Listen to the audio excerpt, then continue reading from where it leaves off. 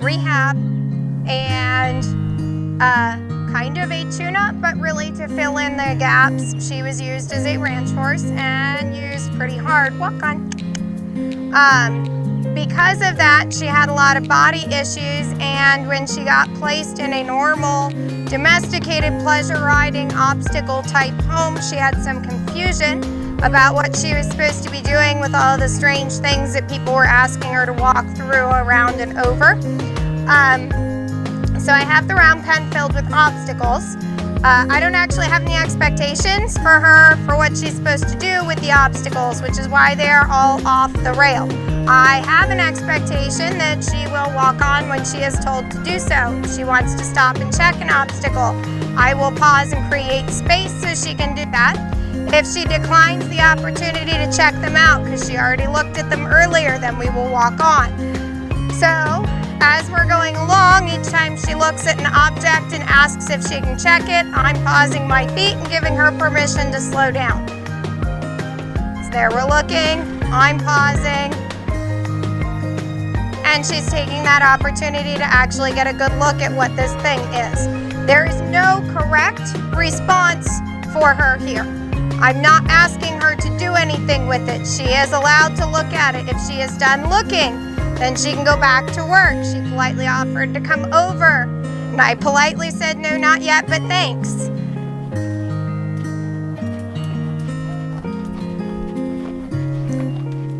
I am going to ask her to halt, and who? I am drawing back and preparing to step in front of her if it is necessary. And when she brings her attention back to me again, which I'm going to move, there she goes. If she doesn't, I'm going to ask her to reverse directions. Reverse. And then I'm pausing again because she technically did exactly what I asked her to. And there she's checking in. So I'll ask her again. Walk on. Good girl. Slowing the round pen work down and breaking it into smaller segments with larger breaks, like asking her to reverse but not reverse and also walk on. Walk on. Giving her that time to process and realize that those are actually two separate cues is part of what keeps the horses from getting rushy, quick, and confused in the learning phase. Walk on. Walk on. The reason that I'm allowing her, when she asks to stop at specific objects that are placed in here, to do so is because part of what she learned when she was ranching is that if she's not sure what to do, don't look at it and hurry up. Walk on. Good girl. And so we're actually reteaching her that it is okay to stop and check something out, and that we would prefer that to her hustling into a canter departure because she saw a mailbox while out on a trail ride. And ooh. And again, I'm giving her the opportunity to look in. Good girl. And then I will ask her to reverse again. Reverse. Good. Good girl. Reverse. Good. So I have not actually asked her to walk on. So I'm pausing while she remembers that she could actually just change directions and stop herself. Now I'm moving to bring her attention back on me. Good girl. And walk on.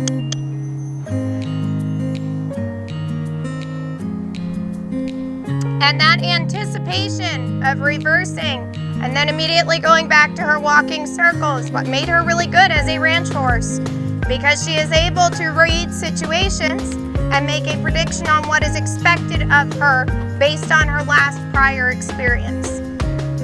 When you're ready, let's pick up a trot trot. Trot trot.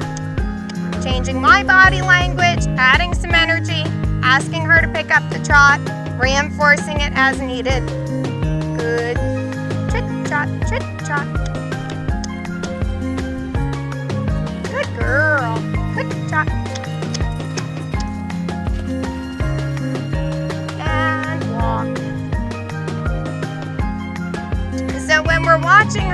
the trot. She is now fairly relaxed, slightly lazy about it, and lacks drive and impulsion from her hindquarters, some of which is due to the injury she sustained while she was working as a ranch horse. So I am not going to ask her to pick up and hold that trot for a long walk-on period of time, which makes her develop compensatory issues. Ooh. Oh, what a good girl. So I'm offering her the opportunity to take an actual break with me. Good girl. And when I initially started approaching her, she thought that I was cueing her back into walking on, which is an acceptable and understandable mistake. So I walked with her and then kind of stepped in front of her and cut her off so that she could reevaluate what it was that she had decided to do. So I'm going to give her a chance to do a carrot stretch for a treat. I know, treat bags are wonderful, aren't they?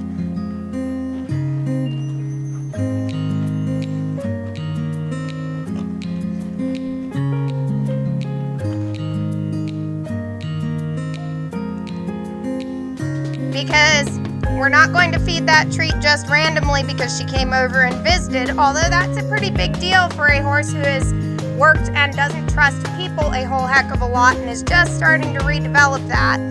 But we are going to add a neck stretch in for her. I'm helping her understand that I'm trying to get to the other side of her because that is not something that she quite gets. So when I start trying to walk around her, she starts trying to reposition herself to keep me on the correct side, the other side.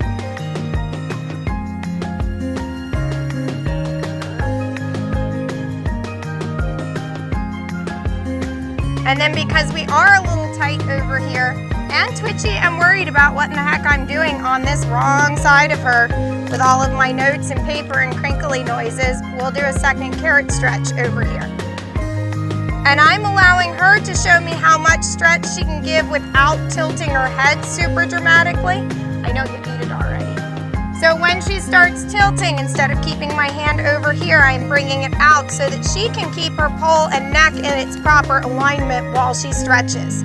Because she has a tendency to tweak her neck to avoid having to stretch the muscles on that right side. And now we're going to go back out and we're going to do a little trot lap in the other direction. Walk on.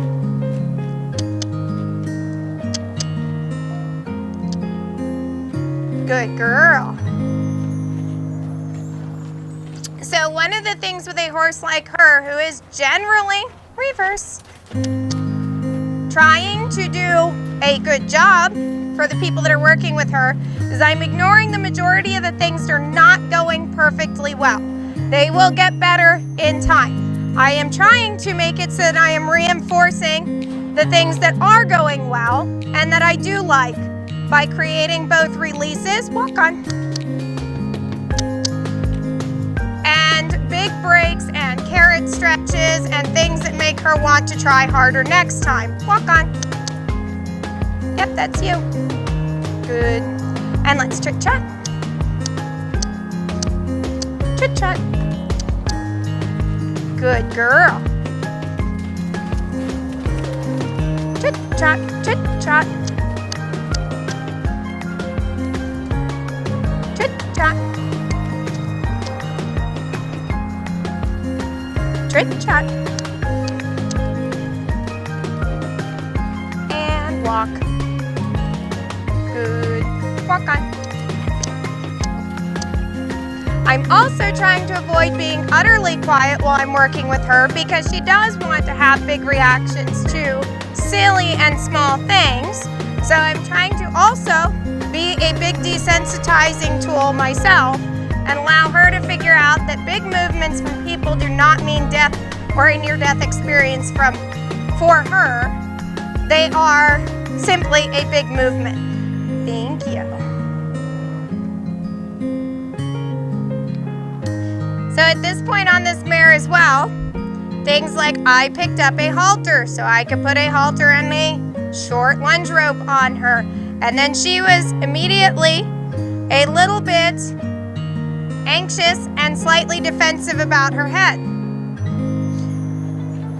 I'm ignoring that stuff that I didn't like, and the fact that she's been getting cookies for carrot stretches today means that her curiosity and concern about whether there may or may not be a cookie outweighed her worry about whether I was going to put a halter on her again and what that meant for her life. So I'm going to circle her around, and then I'm going to pick that halter up again, and we're going to see if we can have a more positive interaction with the fact that I now have a halter. Hey, good girl. Thank you. And some of this mare's defensiveness about her head, or head shyness, as we would normally see it labeled, is not actually that she is head shy, but that she flipped over a number of times, both while being ridden and while being loaded in and out of trailers, and while going up and down hills, being ponied, being used as a pack animal. And she actually did a substantial amount of trauma to the upper portion of her head. And so part of that is a pain defense reaction where she expects my hand to hurt. So then what we're doing is we're playing a little bit of the sticky hands game here and there, where I am not actually touching her. I am going to float there until she realizes that this does not hurt. I'm going to try to avoid pulling on her halter, which might actually, or probably at one point in time, did hurt.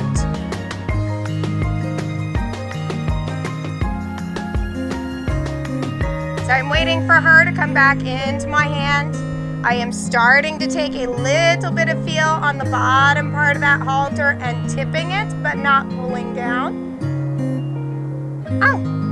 And there we have the little reaction that we wanted of her going, well, are you gonna touch me? Because I was braced and ready for it to be quite painful. So then we're gonna repeat that. And the second time we do that, see, this time I got to come up, reach for her ears, and have a very small reaction, not until I actually touched her ears. Then I'm going to wait here, still not actively touching her, starting to touch her, now touching her. I'm going to wait for her to actually turn towards my voice talking, and then now we're reaching a shutdown place, so I'm going to move a little bit so that she re-enlivens herself and looks over at what's going on. Move my head hand, avoiding. Hello. Now I'm offering a cookie. Oh. So your hand doesn't hurt and I get a cookie? His life is pretty sweet compared to what I'm used to. So then we're going to drop that topic, and because she needs a break to think about what that was and what that meant for her in terms of her head no longer hurting. So now I'm actually going to ask her to do things with the obstacles. They're going to be very simple things. We're going to step over some stuff and we're going to walk through some things. And again, there's really no wrong answer. I'm going to step over some stuff. At some point, she will start to get brave enough to step over some stuff as well. Until then, she can go around it and try to figure out whether I've died. We're going to circle around this one. Walk on. Good. Walk on. Yep. I'm such a good girl. Walk on. Good. Walk on. Walk on.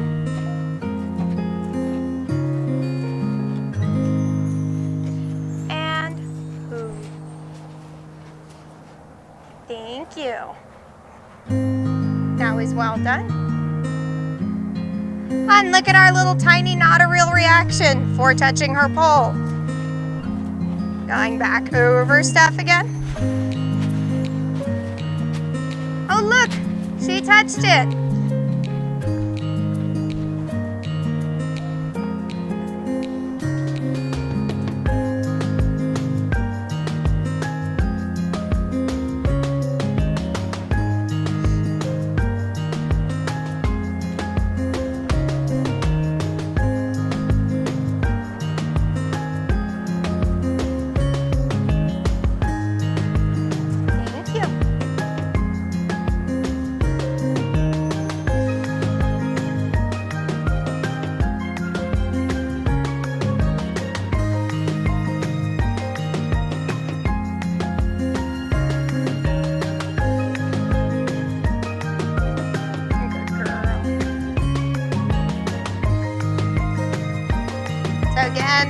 floating, waiting.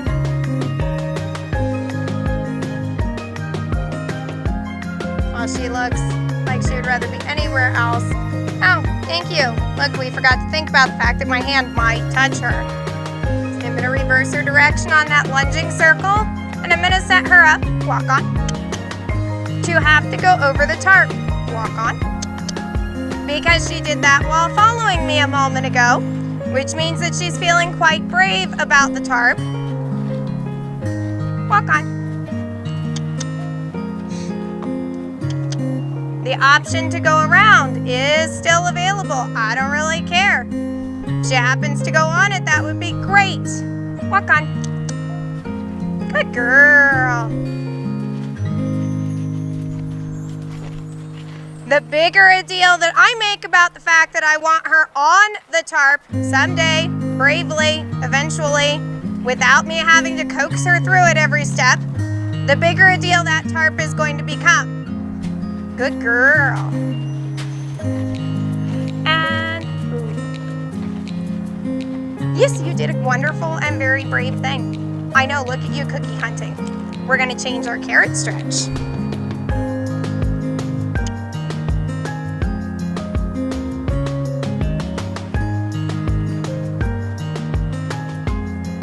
So I'm helping her figure out that there is in fact a carrot on the other side of her. Not literally a carrot, but close enough. And then I'm going to switch hands. Right there.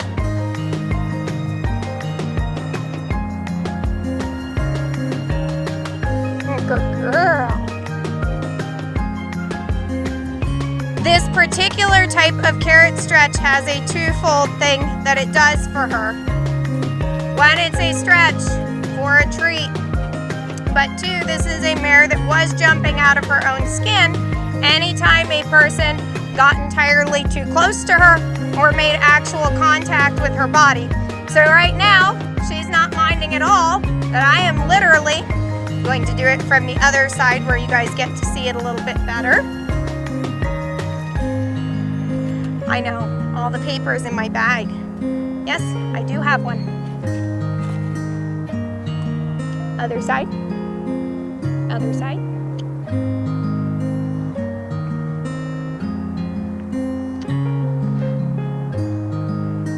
So not only is she working on the stretching, which we can watch her kind of trying to wrap her brain and neck around. Good girl, well done. But she is not minding at all that I am literally snugged up and hugging her. On the stretching and treat training for a horse like her, that is going to be something that goes away in about a week's worth of time. They will have made the impression and done the job that they need to, which is to get her understanding that this pressure and release system with a positive reinforcement, which will switch from a treat to an actual pet and good girl in that week's time.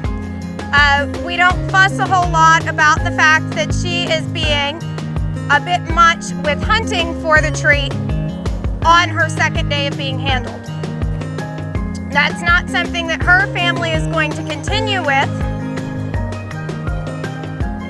They are not treat feeding and they don't do that type of positive reinforcement, so she will be changed from a treat feeding situation back to a simple reward base of praise and pets.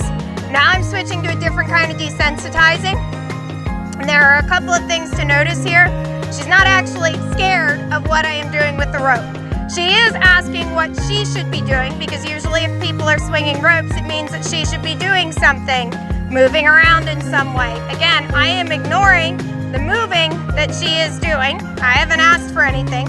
I'm not going to make much contact eye-wise with her. I'm not looking at her. I'm busy playing with my rope, which happens to sometimes travel in her direction. When she gets a good, relatively thoughtful and calm reaction like that one, I'm going to give her a quick break, and then I'm going to start again. I'm not asking her to shut down, and she is welcome to move away if she would like more space, but none of this is actually asking her for anything. I'm playing with a rope. She just happens to be hanging out with me while I do it. This is the literal desensitizing moment. I know. And then you stood on my rope?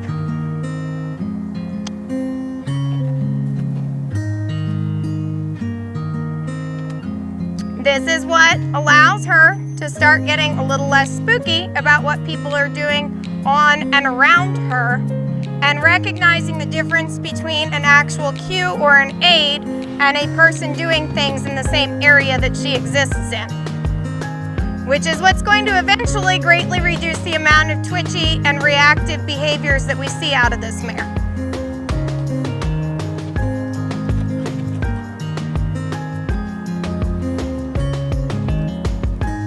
So I changed my movement slightly and am now looking a little more intensely at her. So she's trying to find what answer I would like from her that would make me stop doing that kind of scary movement. So I am continuing said kind of scary movement. And here she's starting to find a more positive answer, which is that she's facing up and starting to come back over to me, even though I'm moving, air quotes here, aggressively in her direction. I know it's bad, huh?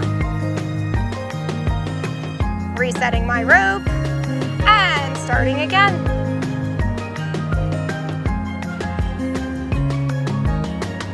If I thought that this mare had a propensity to strike out in my direction out of nervousness or fear, I would change this rope for a longer one. Oh, now he's a bunch of good reactions. I know. Yes.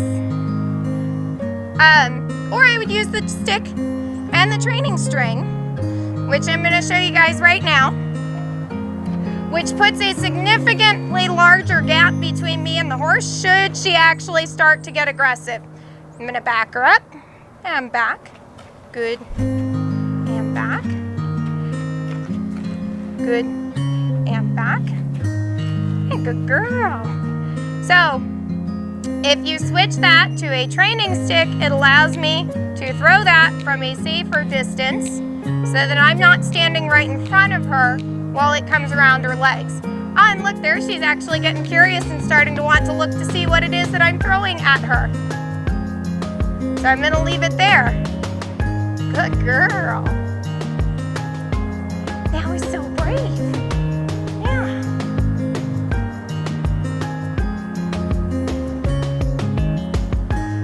I'm going to repeat that with the training stick on the other side of her.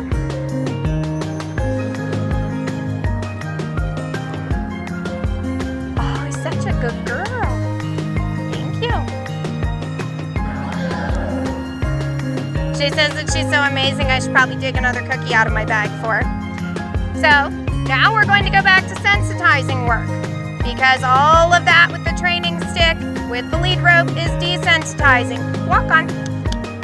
Walk on. Good girl. Walk on.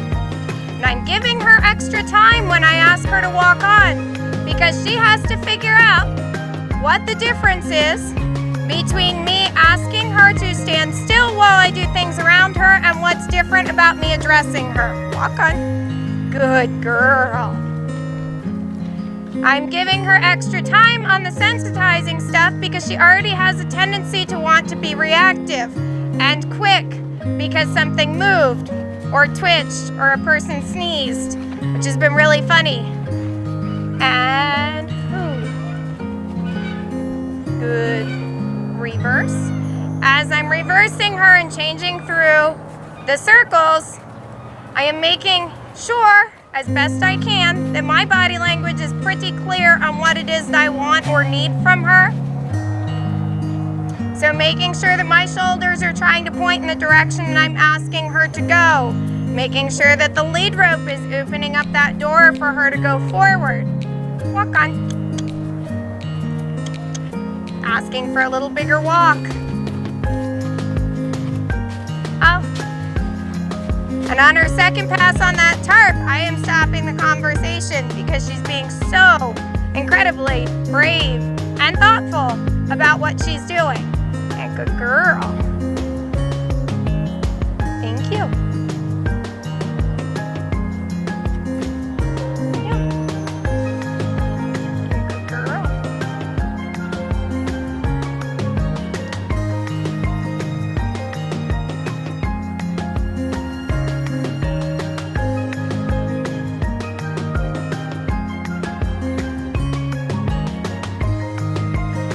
to reverse directions again. Walk on. Oh, good. Noticing that with most of these things, the first time that something is asked of her, she's not amazing or perfect at it. But again, we're ignoring the imperfect, rewarding what is good, creating lots of releases, and by about the third time you ask her to do something, she's like, I got it. I learned a new thing. Good girl. And poo. Oh, yes, you did very well. When she moves her head away, I am following her to a point and then waiting for her to come back to me rather than chasing her down. Then we're gonna go back to the desensitizing again.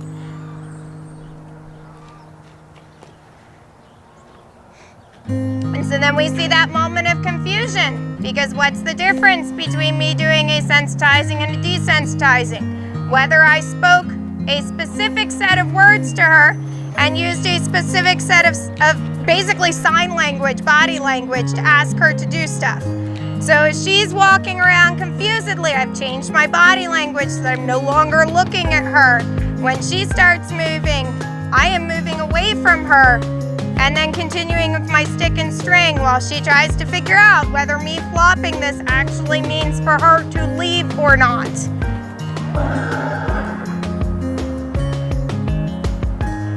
Such a good girl. Because that kind of body language reading is not actually innate to horses. That is something that we teach them, or in her case, we fail to. Again, I'm not addressing her. I'm ignoring her. Swiveling so I'm not looking at her, and so I don't get tangled up in my lead rope. Now I'm walking away from the circle that she's making that I didn't ask for yet. Oh, good girl.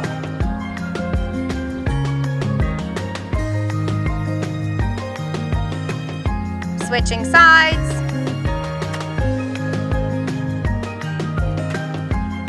Oh, that was very smart. And that time she went, oh, I don't think you're actually talking to me with the giant beady stick. My bad. I thought maybe you were going to spank me if I didn't move, even though you hadn't said anything or given me a direction to go into. And then she went, I think maybe you just might be flopping stuff around again. Yes, that is all I am doing, is I'm flopping something around. I have not asked you for anything.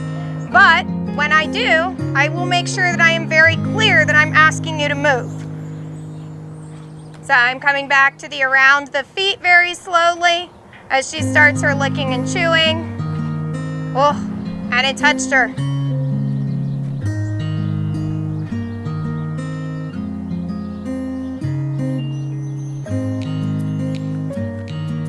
Hi, good girl. Now he's very brave.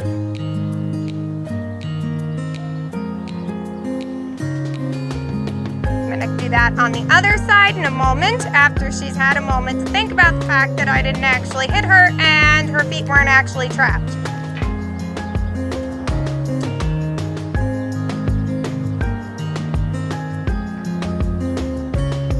And this is actually really nice to see, because now we're going from our initial reaction being, where can I move to and do I need to kill that thing, to her going, maybe I'll just look at it and see what happens. Thank you.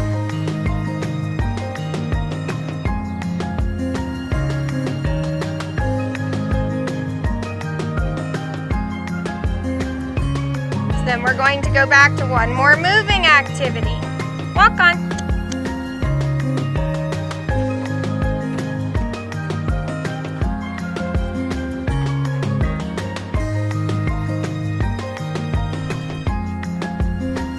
Good girl.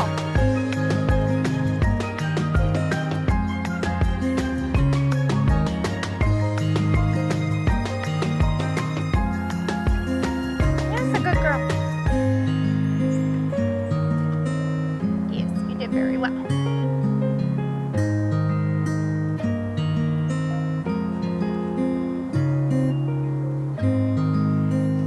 Did a moving activity, doing a desensitizing activity. And this is nice nice because we get to see that moment that she struggles with, where she's like, wait. Are we doing the same thing we just did? I don't know how to change activities. Can we make it one or the other? Like, nah, sadly we cannot. Because sometimes people are going to ask you to move, and sometimes people are going to ask you to stand still while they do strange things like, I don't know, saddling you.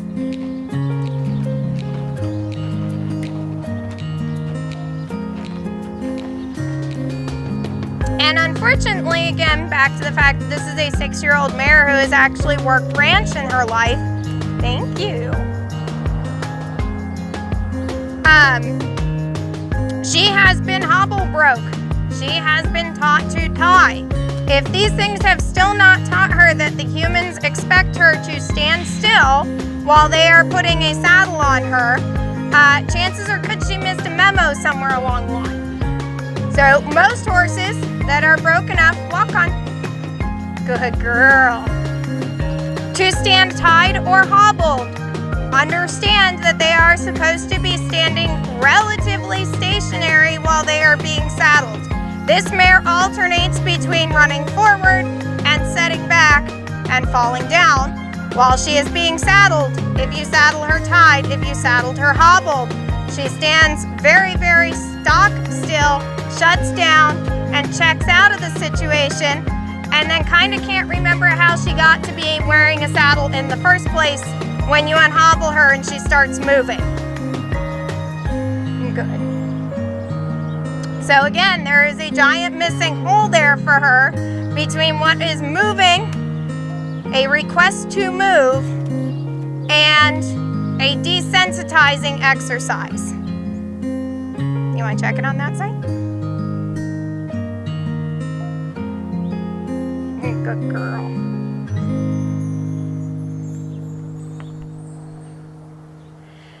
She is all done for today.